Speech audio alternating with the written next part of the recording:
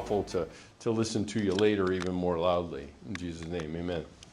Okay, so one of the things that I have explained, how I go about explaining this, and a lot of you guys have heard this song and dance before, but I think it's a better example of understanding boundaries than sometimes even using the word, but understanding it in terms of offense. And we'll talk about some of those characteristics, but we live in a world of boundaries.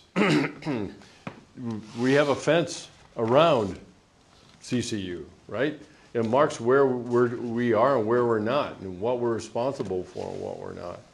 And one of the telltale characteristics of people that struggle with boundaries is saying no, okay?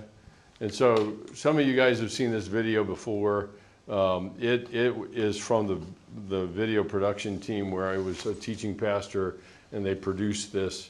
And I always jokingly said, this is what happens when video people have too much time on their hands. And they put this thing together because I was talking about boundaries, and they said, here, let's look at this.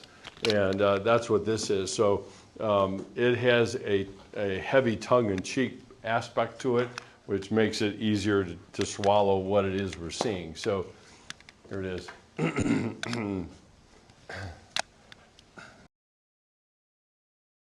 Funding for this program is made possible by a grant from the Fake British Accent Guild and viewers like you. Meet Greg Samaritan, a man like many men in this world, occasionally feeling the pressure of living up to the standards put upon him by his father and his father's father and so on. Or does it go deeper than that?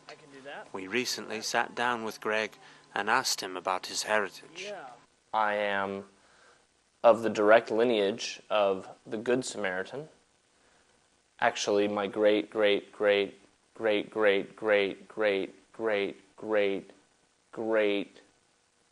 grandfather was the Good Samaritan that Jesus talks about in the Bible. The story goes that a man was beaten and robbed by the side of the street and left to die. My great grandfather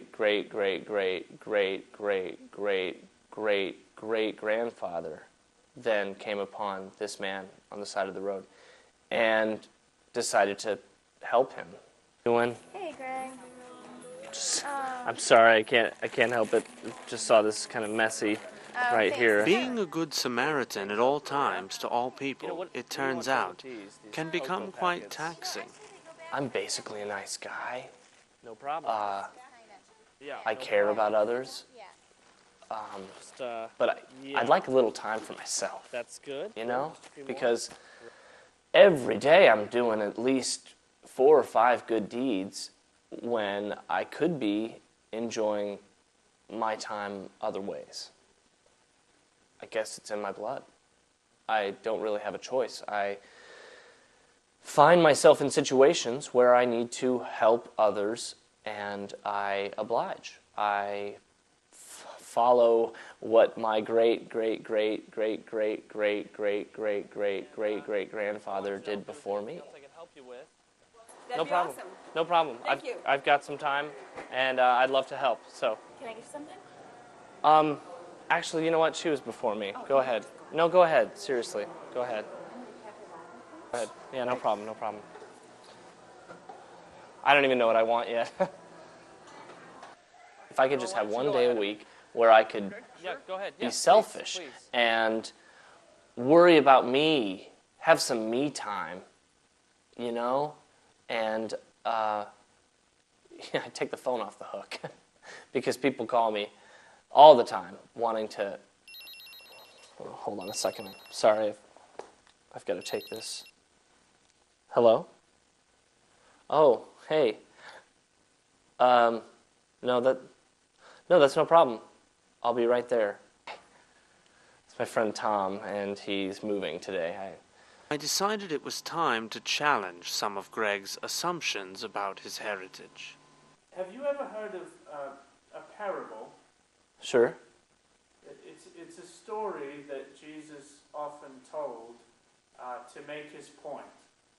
And from what the Bible says, the Good Samaritan is a parable. It's a story. What are you saying? Well, it's a story that Jesus told. It's not something that actually happened in the Bible per se. Are you aware that that's true? Hold on. Are you trying to tell me that my great grandfather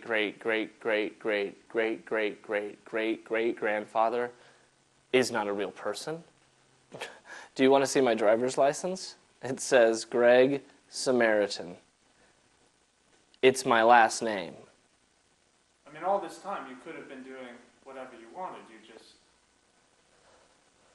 You chose to do good deeds. Well, you know what? I choose to end this interview. This interview is over. Do you want some tea or anything? I have some cold cuts. I could make you a sandwich. It wasn't easy for him to hear, but Greg chose to move on with his life and forever put away the assumption that he must, by blood, be a good Samaritan. Our film crew caught up with Greg a week later to follow his progress. Greg, Mr. Samaritan. No cameras. Mr. Samaritan, I just No wanna, cameras. Get that out of my face. I just want to take a picture. Just a picture. You'll see what I'm really like. Welcome to Jericho. Without even being asked, they just make that? Well, I was doing a sermon series on the secrets to life, and it was about boundaries, so they put this together. Like, does somebody ask them to? Or I did. Well, I didn't ask them to. We were having a brainstorming sessions, and they said, hey, what if we were to do something like this? Actually, the guy that is Greg Samaritan, that is his first name, is Greg. And so, yeah, they started working on it, and then they ran it by me. It's like, yeah, why not? Let's give it a shot. So, yeah, and they had fun with it. Way too much fun, but yeah. Yeah, so what's the cardinal characteristic? He never said no. And he actually thought that was doing good, is what it ended up being.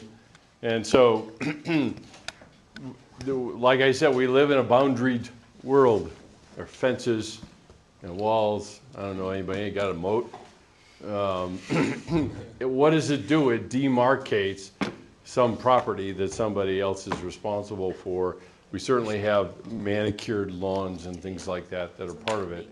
And so we live with this all the time, and yet when we get it into relationship, and Rachel kind of caught it, is like when I set a boundary, I feel like I'm being mean or just not caring or whatever. And it's a caricature of the reality behind that. Partly because we live in spite of the fact that we live in a boundaried world, we live in boundaryless relationships in a lot of cases. And that's rampant. I've noticed that. Yeah. what do you do, like, because, like, obviously you have to set boundaries, like, that's a good thing. Obviously. Setting boundaries, thumbs up. Mm-hmm.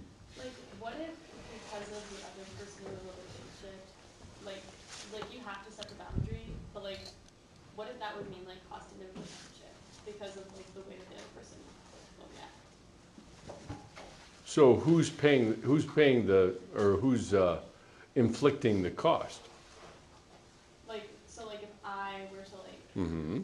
set a boundary with this person and then they were like, okay, if you're gonna say that, Right.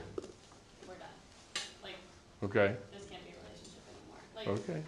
whether it be, like, because of any characteristic, like, Yeah. like, especially if it's, like, been a relationship where there's been no boundaries, Mhm. and, like a lot of, like, bad people pleasing and stuff like that.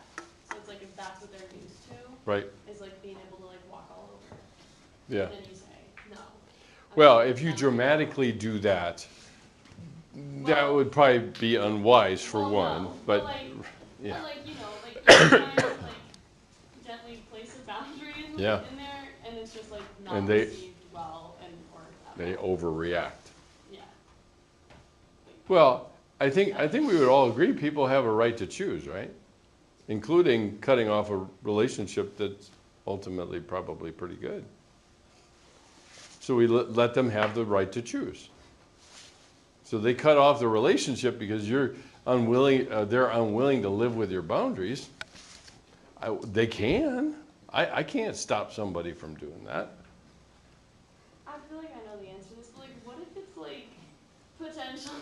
Like, just continue to give me more details. Yeah, thank you. Hypothetically, Setting me up what here. if it's like family, like, and it's gonna cost you like several relationships because of like one person that's gonna say like, if that's the boundary you're gonna set, like, we won't. That- You just have to deal with that's it? har- Like, that's does that harder. just suck? Like, That's harder. I wouldn't quite put it that way, but like, essentially, that is harder. I mean, I don't think that necessarily means I have no relationship with them, but it's not the kind of relationship I would desire. And people have some ingenious ways of manipulating us into not having any, and that would be a good example of it. So you have something, and you say no one time, and they go ballistic about it and say, well, if you're not going to come through now, then forget it. I don't need it. Well, you can choose what you're going to choose. I mean, the only way to figure out if this is going to continue is the next time. And if I keep doing it, that's a different matter. But the family is particularly hard because of our expectations around the relationships in the family and how they are supposed to be, and they're not. And there's a lot of families that struggle with boundarylessness. And so, you guys get enlightened and go home and start setting boundaries everywhere, and your parents are having a tough time with it. And that's why I say you don't do it precipitously. I mean, what you end up doing, I think, is helping the person understand the journey you're on. And I'm learning about this, and I need to get my internal world more in order by taking care of it, which also means saying no to some things that I used to say yes to. So you prepare them, but that doesn't guarantee outcome at all. So, yeah, I mean, family members are particularly tough. And again, it's the we're almost locked in and have no choice. And if that's the case, then what kind of relationship is this then? Is it really one of love and self-respect or mutual respect and all of that, or is it obligation? And obligation takes away all the freedom in it. So I agree. Yeah. If I have a roommate, hypothetically, that had a breakup. Hypothetically. And the guy broke up with her because she was super codependent and was Yeah. going through a really rough patch mentally. And so for him, that was him setting a boundary of like, I can't deal with this at the moment. It wasn't like a personal attack against her. Mm-hmm. But then she's like, oh, he never loved me and he gave up on me and all this stuff. Like, Right. and she's complaining to me about it. How do you like correct that gently, or do you not say anything and just let her think that he's an asshole, or like what? There's only one way to say it, huh, Ellie? It really is. Yeah. Yeah. Yeah. Or sucks to suck. Yeah, I mean, I think, again, it's the sequencing of correction versus, or connection versus correction. And in some respects, we all have this propensity that when something goes south, we rewrite history around it about why it went south, because we don't like not knowing why. And so we just write the answer to it. And so it's hard to go through a breakup. It is. It's really hard. And I can support somebody in that place without necessarily, worrying about, well, they're just throwing all the blame on them, and yeah. I mean, if you look at it from the perspective of grief, that's what a lot of people do at the front end of grief, is they're searching for an answer, and the answer at that point was the other person. And there's no self-reflection in there about maybe what part I might have played, but that's far later in the whole grieving process, really.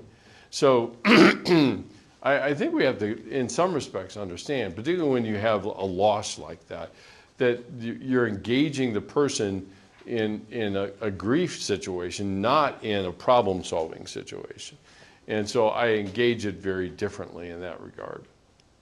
And so, yeah, I mean, very few people I've seen that have gotten jilted in a relationship aren't ranting and raving for quite some time about the idiocy of the person that was in the other person in the relationship. They got to find somebody to blame, and that doesn't last forever. Yeah, I mean, if the person is generally pretty good at taking responsibility and reflecting and stuff like that, we have an initial reaction when a relationship breaks up. We do. Everybody does. But so our friends, we just need support. We don't need somebody to say, just get over yourself and get on with life, right? So, yeah, Rachel. Okay, one last hypothetical. If this hypothetical person was like, I'm not sure I can say no anytime. hypothetically, like a close family. Oh, here we go. Right. Like- family. Yeah. Hypothetical blood. Like, Hypothetical blood. Oh, wow. I've never seen hypothetical blood. Have you guys seen hypothetical blood? so hypothetically. Yes, of course. And the hypothetical parents in said situation Yeah. kind of saying like, hey, this family member is somebody you need to keep in your life forever because you don't want to be estranged. Quote unquote, that's not what God would want, kind of thing. But you understand that mentally, this hypothetical person in this situation is not mentally okay because of the other person. Uh-huh. And you kind of realize over time that I think being put into a situation where you're like, okay, the Lord wouldn't want this, the Lord doesn't want me to act this way, the Lord doesn't want me to be estranged from this person, God doesn't want this, and then eventually being like, does God want me to be like mentally unwell because of this person? And then asking that question, and then there's kind of this conversation with parents where it's like, well, sometimes like God wants you to do hard things, and He wants you to be, you know, turn the other cheek in every situation. And it's like, my head is almost turned backwards. I've turned my cheek the other side so many times. Like it just doesn't feel. By not having boundaries. Yeah, Yeah. but even with boundaries, it's kind of like you go home and this person is still there and they're doing the exact same things, and then your family's mad at you because you're standing up finally for something like this. Right. They're like, oh, you don't want to be estranged, and then you tell them all the things that this person has done, and they're like, oh, well, you know, like life is hard. Sometimes God puts people in your life that are hard to deal with. How are you like supposed to like accept that your family's mad at you and continue to stand up for yourself, love the Lord, love this person to the best of your ability? Yeah. Or just kind of like turn your other cheek 50 million times again. Well, turning your other cheek doesn't mean not having boundaries. Yeah. I mean, it doesn't mean not saying no. And so, you know, that phrase has gotten really overused a good bit. And it almost perpetuates I can't stand up for myself and maintain my own voice in this situation. And so, you know, I'm not even remotely going to try to wade into the family communication you're talking about there. I think it's just, when you said, do you keep your voice, maintain your no, and have the relationship to the degree the other person allows me to even have that relationship, yeah, you do. Because reconciliation doesn't mean just a return to the way it was before. That's not reconciliation at all. So, you know, it is particularly hard, I think, for young people at your guys' age. They're getting a lot of input from family and parents and other people, and some are more powerful, literally, than others. And so, you're still in the process of differentiating from them, rather than simply considering the stuff they say as I need to follow this, because I wouldn't say obey. That's the word we would use, but I think that word's gotten beat up a fair amount too. So, Okay, one more question, Taylor. Yeah, so we keep on talking about like how boundaries, if set in the right places, they can be beneficial. Right. What if boundaries are misused or misplaced? Like, how do those look, and how would you address those? By who? By another person or yourself, or just someone who uses boundaries in a way that can be harmful to them, or just aren't the real purpose boundaries should Well, be. and I think if they misuse boundaries, it's not boundaries. It just isn't. It's revenge, a lot of times. And we just cloak it with the words of healthy behavior or whatever. That's just it. The worst part, even about any of the concepts you hear, is the worst part about that is it can be twisted to somebody's end, and still the same word be used to describe it when it isn't at all. So the path that I'm trying to chart as we walk through this is one where I maintain the choices I can make, and maintain my voice, and maintain my ability to say yes and no and have them mean something. I can do that. That's on me. Boundaries isn't about the other person at all. It's about me and the choices I need to make to, as Proverbs says, how do I guard my own heart? And that word in Proverbs literally means the image that comes with it is guarding the king's treasure. So they don't just put that out in the city square and say, there, we got the king's treasure, it's good.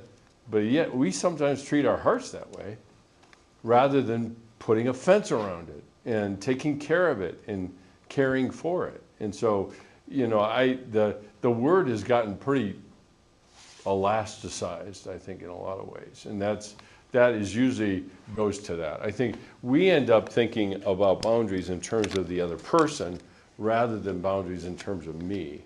And there's two different places here that we have to pay attention to. One is the boundaries I have outside of me, the external boundaries. But then also, what about internal boundaries? How do I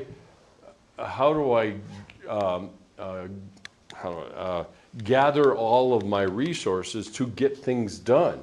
That's a boundary too.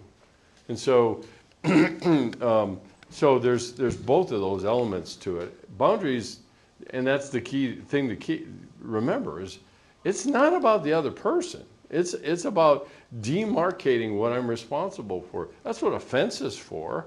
If the other person says, I don't like your fence, well, tough. That's what I'm responsible for.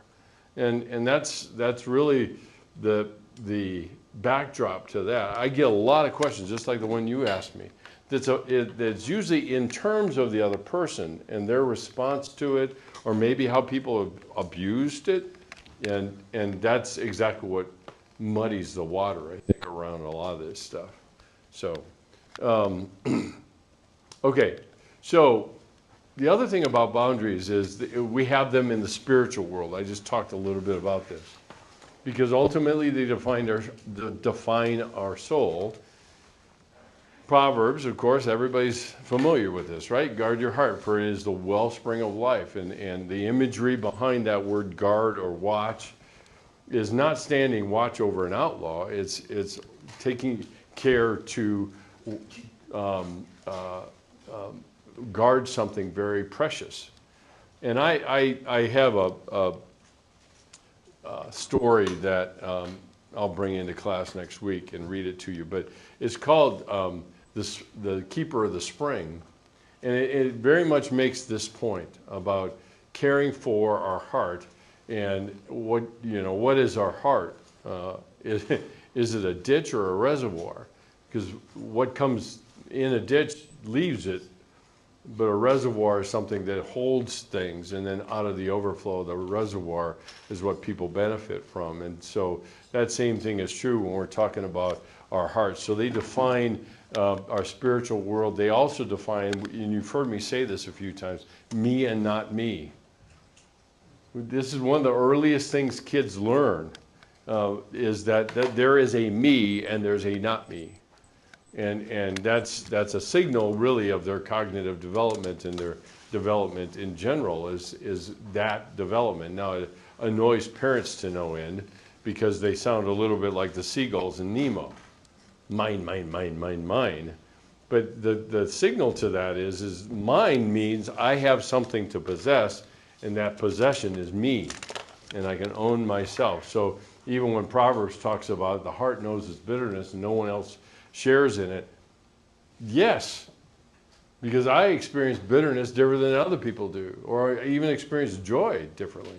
And that's very much a part of the me and not me aspect. And even in a counseling situation, we cannot assume that the words people use are exactly the way you use them. It's worth asking, like, help me understand what that means for you. Because the meaning is very different than just the words itself. And that's worth paying attention to. The other one is what I call the boulders and backpacks verse, is Galatians 2. And he says, bear one another's burdens, for in so doing you fulfill the law of Christ. If anyone thinks he's something when he's nothing, he deceives himself. But each one must examine his own work, and then he'll have reason for boasting in regards to himself alone. And then he says, and not in regard to another, for each one should carry his own load. So what's the difference between burden and load? And burden, literally, in the Greek, it means boulder. Something so crushing of a weight that somebody cannot possibly carry it alone. And so we're called to carry it with them, to bear that burden with them. The other one down here is this. It's the backpack. I don't know very much biblical Greek, and I looked at the Greek and saw it transliterated into English, and it was like, oh, that's a knapsack, because it was so clearly that. And today, that's what we have, right? A backpack. The stuff that Langford has in his is going to be different than the stuff that Carolyn has in hers. Why? Because they have different daily responsibilities and different things that they need. And that's what this says, is each one will bear his own load. I need to figure out a way to be a cheerleader for somebody to carry their own load rather than doing it for them. Now, the one caveat, or the one twist here, is we need to be aware that there are folks in our world who have a burden and they make it sound like a load. It's not that big of a deal. It'll be fine. And all sorts of experiences or other things that they've had, and they minimize it into as if it's a load. Well, what does that require of us? It requires some measure of discernment to spend time hearing through or thinking through what it is that they're talking about. I've had people self-report, like a news report, abuse. There is not a cloud in the sky in their face that would point out the fact that that was problematic. And after a while, I end up stopping and saying, so do you realize how abusive that is? And they look shocked. They look completely shocked that that word would be used in that circumstance. So and I'm not saying everybody has to do that, but I think we have to be mindful that there are lots of reasons that we don't show the fact that we have a burden and we need somebody to carry it with us. And so those can get mixed up a fair amount. You can have somebody who has a load or a backpack and they're acting like it's a burden. So it's kind of key in terms of this. One thing Paul points out is bearing somebody else's burdens is actually a law of Christ, which is an interesting juxtaposition of terms because we think of Christ as fulfilling the law, right? And so it comes out of that as well. Yeah, Greta. I just want to say, backpacks and boulders is exactly how my therapist described boundaries to me. Oh, yeah? Literally the only thing that ever made me learn how to set boundaries. Because she explained it like this. Great minds. Like that. Great minds think alike. Mm-hmm. Yeah. That's awesome. And somebody's actually dug in and caught the semantics in there that I think is pretty important to understand. So, yeah, that's a good point. One more. Where am I on time? Got 8 minutes. It keeps the good in and the bad out, is a simple way to put it. Every fence needs a gate. And you're the gatekeeper. Not somebody else, you are the gatekeeper. And somebody should, if they understand boundaries, they will ask to enter rather than assume that because they are X, Y, and Z family member or whatever, they charge right in because they belong there. And so we have to be our own gatekeepers. And like I said at the very beginning, a lot of times people define boundaries as walls, which are impermeable, and actually they're not only, they're defensive.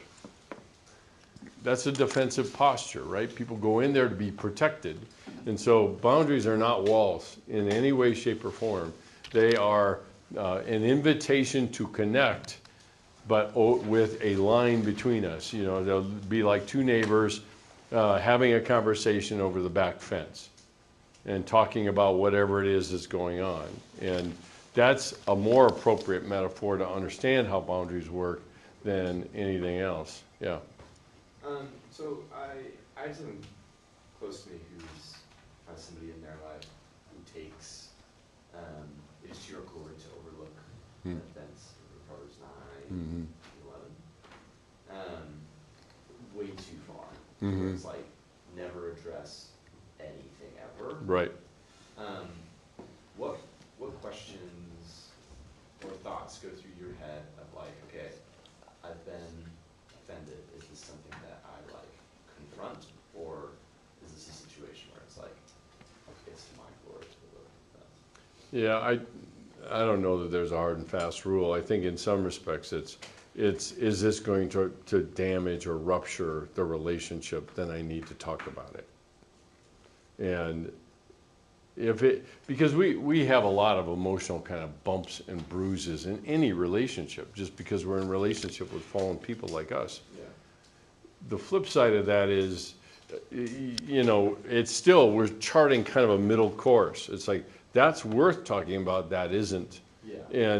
And you know, generally, we're going to say that isn't because we're a conflict avoidant and we don't want to talk about it. So it's kind of hard to discern between the two as far as that's concerned, because I don't want to invite conflict. And then we start predicting the future. You know, I bring this up, they're going to get offended. Just like I'm talking about the fact that I'm offended, and they get offended, and now we're off to the races, and the relationship will fall apart, and I'll never see them again. And well, we don't know that. And I think if I've got enough relational capital, if you will, in the relationship, that I can address and come to the person and be able to communicate, look, we're friends, and what you said really kind of rubbed me the wrong way. Help me understand where that came from. That's a different conversation, but every bit as confrontational, if you want to put it that way. Every bit is confronting, because now I've just signaled to them that this is a sensitive area to me, please be aware. But I'm giving them grace by saying, I don't understand where this came from. Help me understand that. And that accomplishes that end when it comes to it. So, fair enough? Yeah. Okay. You guys have gotten the quota of your questions already, so I'm not going to ask if you have questions. So.